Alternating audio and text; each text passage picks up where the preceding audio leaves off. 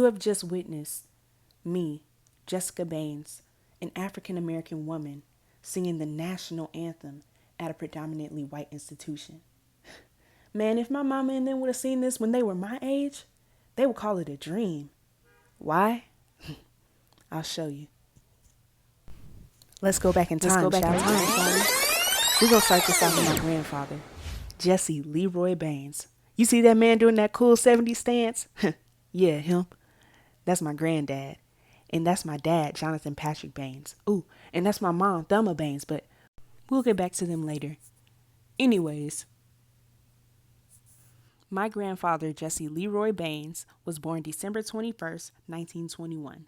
At the time of his birth and upbringing, America received great economic growth due to new technologies. Of course, with new technology came new jobs. However, there were not enough jobs to cover any and everybody who was seeking. Due to rising tension between Native white Americans and minority communities, in 1921, Congress passed an Emergency Immigration Act, which established a quota system by which annual immigration from any country could not exceed 3% of the number of persons of that nationality who had been in the United States in 1910. Later, in 1924, Congress banned immigration from East Asia entirely and reduced the quota for Europeans from 3 to 2%. The United States Congress then came back 5 years later to set a further restriction enabling only 150 immigrants a year. Now, this is my lovely grandmother, Dorothy Mae Jones Edwards. She was born August 13th, 1927. And unfortunately, since her birth, she was depressed.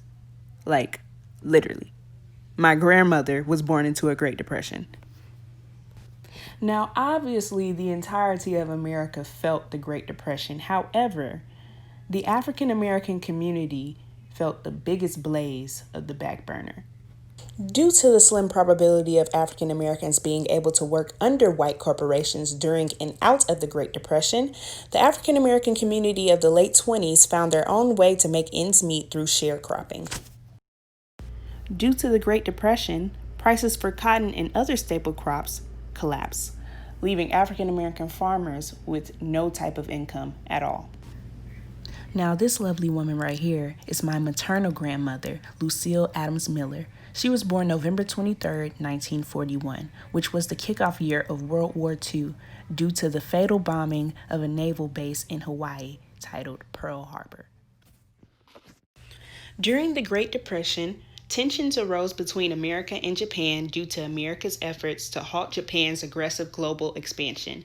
In order to have full control over their expansion, Japan decided that they needed to gain control over the neutral America and control the Pacific. Although this plan failed, the bombing of Pearl Harbor, along with the deaths of the soldiers on base, led America to join World War II.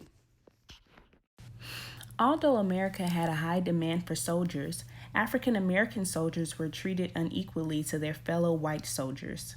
To put a stop to racial inequality in the military, A. Philip Randolph, president of the Brother of Sleeping Car Porters Union, began to insist that the government require defense companies interrogate their workforces.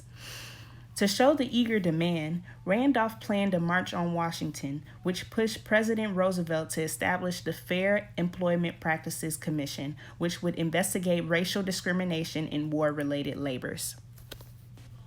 These are my parents, Jonathan and Thelma Baines. My dad was born in 1955 and my mother was born in 1960. My parents were able to witness the monumental civil rights movement. This movement played a vital role in dismantling legal segregation and laws that discriminate against the African American community. I am beyond grateful for the civil rights movement because without it, I wouldn't be able to be here today. But the United States still has a lot of work to do.